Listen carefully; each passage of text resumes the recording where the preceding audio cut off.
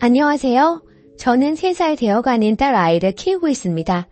지금 상황이 참 답답한데요. 현재 저희 집은 남편은 일하지 않고 있어요. 오로지 제가 딸과 남편을 먹여 살리면서 살고 있고 남편은 언제 직장을 구할지 기약이 없어요. 그럼에도 불구하고 제가 독박 육아에 독박 집안일을 하고 있네요. 이 상황만으로도 남편하고 마찰이 많았죠. 그런데 더 큰 문제는 남편 부모님도 이 부분을 다 알고 계신 상황이고요. 얼마 전 남편 없이 시부모님을 만났을 때 아버님도 저희 부모님처럼 시골 가서 살고 싶다고 하시더군요. 거기까지는 저도 반대할 이유가 없었죠. 그런데 하시는 말씀이 사돈 어른이 시골 가서 사신다니 내가 늘 생각하던 삶이구나. 나도 이제는 도시 생활 답답하기도 하고 시골에 내려가서 살아야 되겠다. 내가 아이를 봐줄 테니 양육비 200만 원을 너희가 줘라.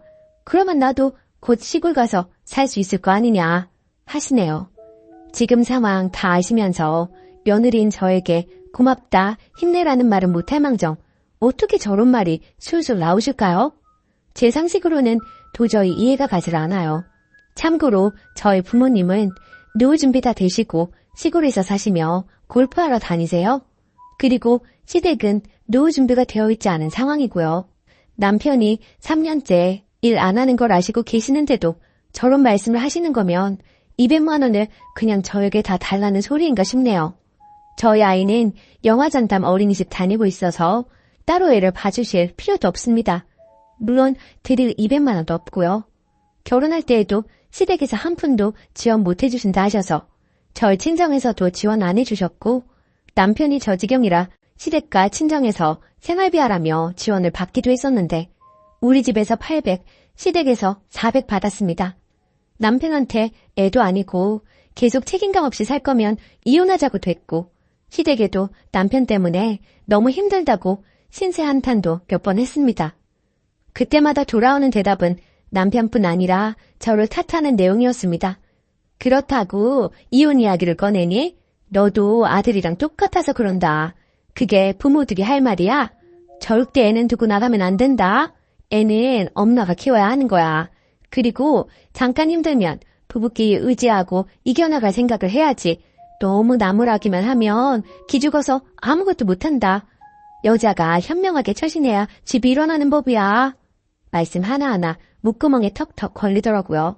그리고 애 두고 혼자 나갈 생각 하나도 없고 이혼하더라도 아기랑 둘이 살 생각인데 제가 애랑 남편 두고 집 나갈 것 같은지 애 놔두고 혼자 가지 말라는 말만 계속 말씀하시더라고요.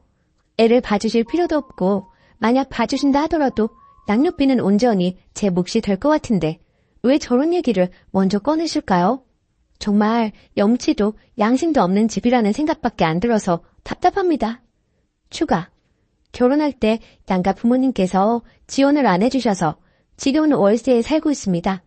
보증금부터 매달 월세, 공과금, 보험료, 통신비, 식비, 기저귀값 등 모두 제가 부담하고요. 남편한테 그냥 너희 부모님하고 살라고 했더니 시댁에 쪼르르 가서 집에 들어오지 말라고 했다네요.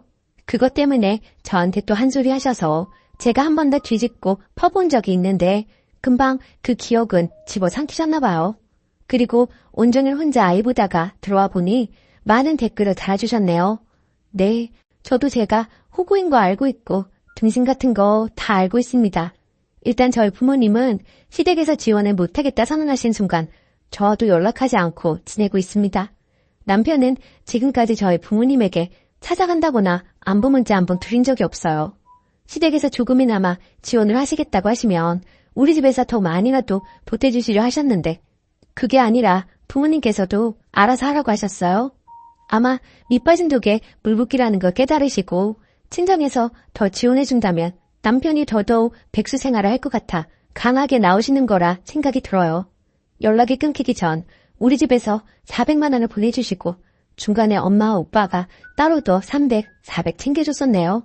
시댁에서는 가끔 50, 100만 원씩 주셨고요. 지금까지 다 해서 400입니다.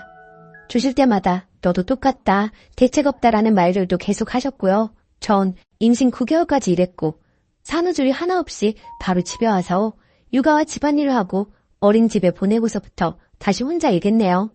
아이를 낳고 한두 달이 지나면 정신을 차릴 줄 알았었고, 그렇게 시간이 지나다 보니 청약통장, 적금 모두 해지할 정도가 되었습니다. 그 상황에서도 남편은 저에게 용돈 달라, 뭐 사달라 반복이었고요.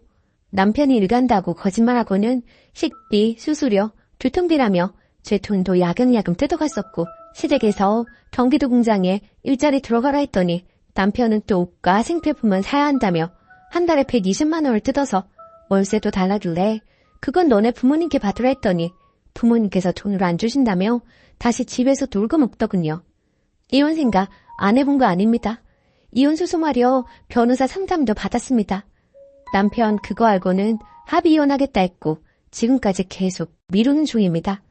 남편이 저한테 빌린 돈도 있어요.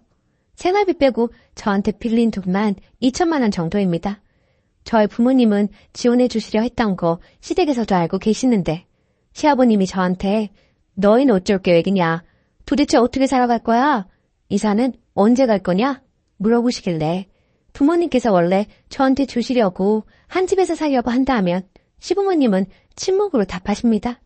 시부모님도 남편 때문에 친정 부모님이랑 연락 안 하는 거 알고 있으신데도 저렇게 말씀하시네요. 남편 때문에 우울증 진단받고 약 처방도 받았습니다. 정말 다 놓아 부를까도 싶었어요. 근데 제 딸아이 얼굴 보고 그런 생각이 드는 것조차 미안하더라고요. 한 달 생활비 300, 400 듭니다. 남편이 혼자 개인적으로 쓰는 돈이 50에서 100이에요. 남편은 본인 핸드폰 숨기기 바쁜데 물론 궁금하지도 않고요.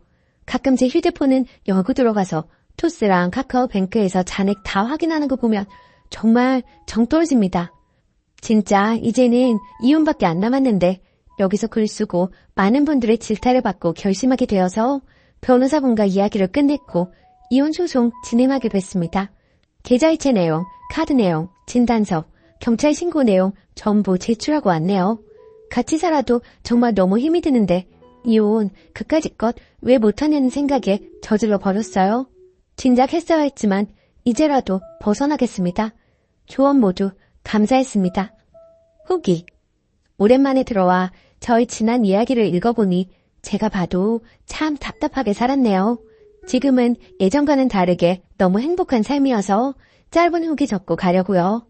사람이 참 간사한 게 제가 이혼 서류 제출한 순간부터 그 인간 직장이 잡더라고요. 얼마든지 취직할 수 있었던 건데 절 믿고 그동안 놀았다는 거죠. 그렇게 해서 제 발목을 잡을 수 있을 줄 알았나 봐요. 제가 또 마음이 약해져서 돌아설 줄 알았겠죠. 하지만 전 이미 질릴 대로 지었기에 돌아설 마음조차 없었거든요. 머리 나쁜 인간. 그렇게 해서 이혼 소송 걸었고 지금은 2교대 생산직에서 힘들게 번 돈 결국 제 양육비로 주고 있어요.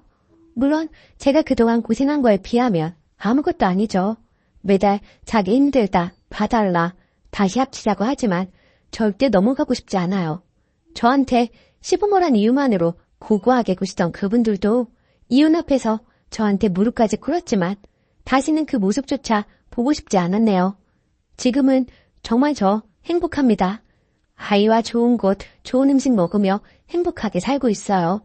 진작 이렇게 이혼할 걸 하는 후회가 남지만 더 이상은 과거에 연연하지 않으려고요. 잘 살아보겠습니다. 정말 감사했어요. 댓글 1. 양육비는 핑계고 뭘 200 달라는 거죠? 또 자금이라니. 아, 무섭다 이 시대. 왜 아직도 이혼을 안 하셨어요? 남편한테 뭐 받을 거 생각하지 마시고 그냥 이혼하세요. 백수에 애도 안 봐, 집안일도 안 해. 시댁에 돈 없어서 노후가 되지 않아. 답이 없는 집이네요 정말. 댓글 2. 결혼하고 얼마 있다 아이 가진지 모르겠지만 결혼하고 쭉 백수로 놀고 있던 남편 사이에서 아이 가진 거라면 순위도 대책 없는 거고 아이 생기고 그 아이가 3살 먹을 동안 쭉 놀고 있는 인간이면 앞으로 그냥 쭉 놀겠다는 겁니다. 한두 달, 1년, 2년 놀아보니 세상 편하거든요. 집 있지, 돈 나오지, 일을 왜 하겠나요? 두 번째 사연. 호텔 뷔페 때문에 도대체 누가 치사한 건가요? 안녕하세요. 이번에 호텔 뷔페 관련해서 남자친구랑 싸우게 되었는데 시시비비를 가리고 싶어서 이곳에 문의드립니다. 자칫하면 헤어지게 될 수도 있을 것 같습니다. 다름 아니라 엄마가 지인분 일에 도움을 주셨는데 그 보답으로 5성급 호텔 상품권 200만 원을 받으셨습니다. 그때가 마침 제 생일인 달이었는데 엄마는 쓸 일이 없으니 생일도 보내고 네가 쓰라며 상품권을 저에게 주셨어요. 생일에 이미 부모님과 여행을 가려고 제가 계획한 게 있었어서 받기만 하고 여행을 다녀오고 하느라 쓸 일이 바로 생기지 않아 보관만 해놨었어요. 그리고 남자친구랑 TV에 호텔 뷔페 물가 뉴스가 나와서 이야기를 하게 되었어요. 와, 요새 호텔 뷔페는 1인당 진짜 비싸단다. 저 뉴스에 나오는 곳은 예전 우리가 갔던 곳보다 훨씬 비싸네. 물가가 왜 이렇게 치솟는 거야? 언제 호텔 뷔페 한 번 또 먹어보겠어. 아, 맞다. 나 호텔 뷔페 상품권 있는데. 엄마가 아시는 분한테 받으셨는데 나 주셨어. 갈래? 오, 진짜? 가자. 당장 예약해.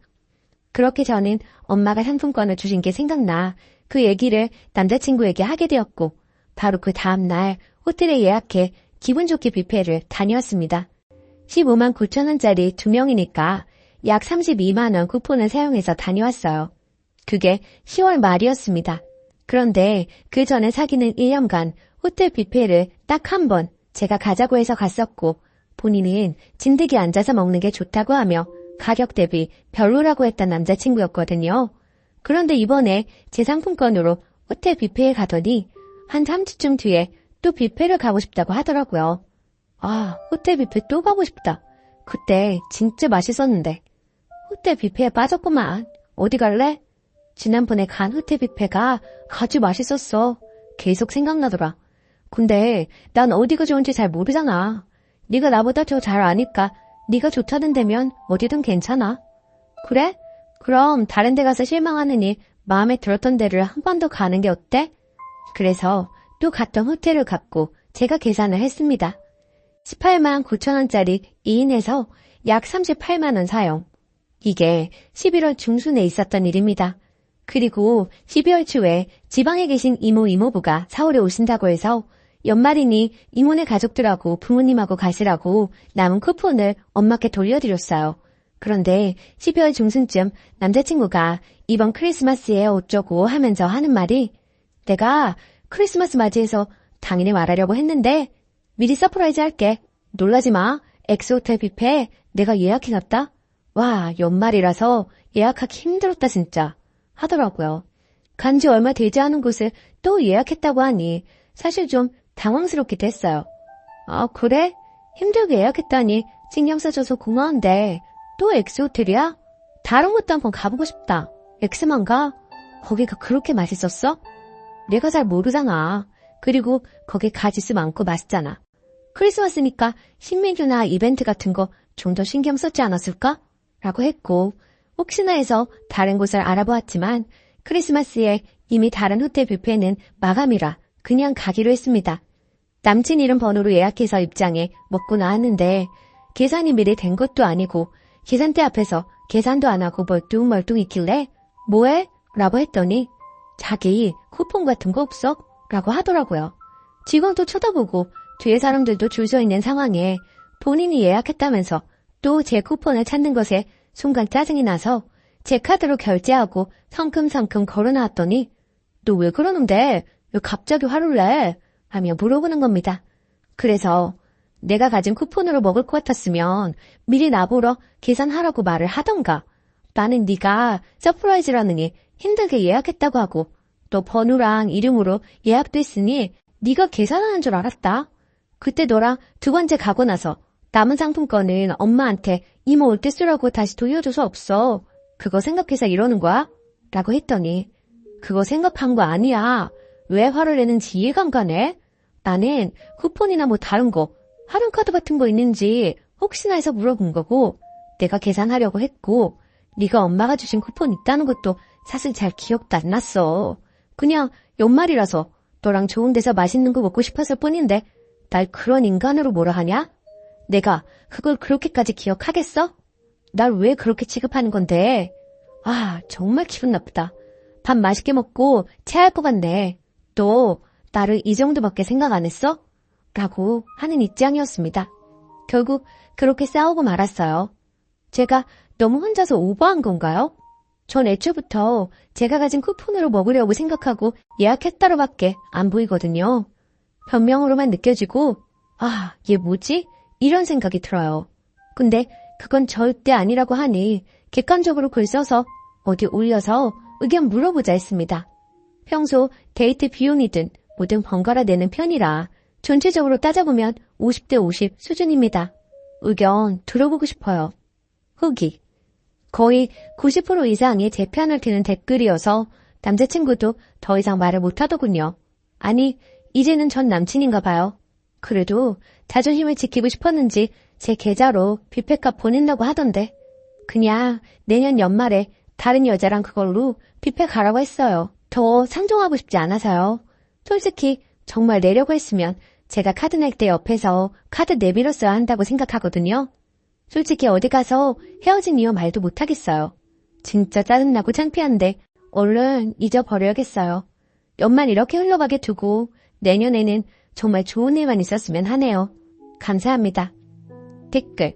저 말이 개소리인 게 2번이나 호텔 뷔페 얻어먹었으면 당연히 자기가 사야지. 할인카드? 그거는 지가 예약했을 때 알아보거나 그냥 바로 결제해야죠. 계산대 앞에서 시간 끌며 질질 거리는 거 누가 봐도 돈 없고 내기 싫은 건데 순이가 결제했으니까 아, 내가 사려고 했는데 이런 거지. 근데 의견 들어보고 거봐, 내 말이 맞잖아고 다툼으로 넘어가요? 24년에도 저 거지남 계속 만날 것 같은데 뭔가 추가 그래. 요즘은 다 반반하고 앞으로는 누가 살지 미리 얘기하기로 했어요. 이러시는 거 아니죠? 쐐니 솔직히 좀 멍청해요. 시간을 끌든 뒤에 사람이 있든 그걸 왜 계산했어요? 그러니까 저 남자가 호텔 뷔페 3번이나 얻어먹죠. 쐐니도 정신 차리고 저런 쫌팽이 말고 빨리 다른 남자 찾아가세요. 오늘의 사연은 여기까지입니다.